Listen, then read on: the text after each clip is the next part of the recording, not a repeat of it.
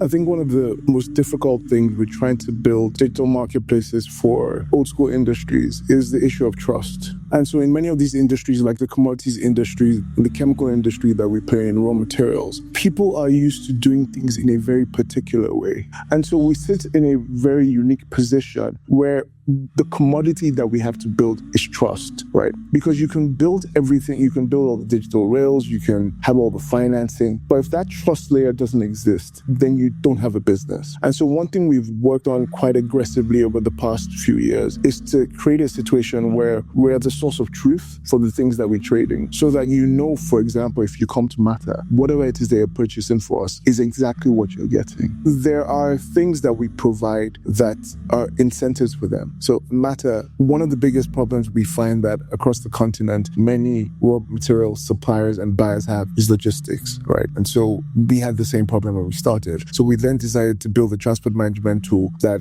actively aggregates logistics service providers for ourselves. I think with respect to regulation, you have to walk it backwards. And what I mean by that is creating an enabling environment for cross-border movement of products and export of products has an effect backwards. What that means is that the moment you open up the market to visibility, demand, and visibility of supply, and people understand that I can get these volumes in this place, right? And if I need to get these volumes from this particular location, I can get financing to move these volumes from here to here, right? I can get the policy frameworks that support the movement of the products, of the financing that is required. What then begins to happen is that you have development in all the other sectors that enable that aspect. So you begin to understand that creating that visibility and that ease of access that drives revenue into a country begins to build back all the other aspects of the economy that you require to open up that economy.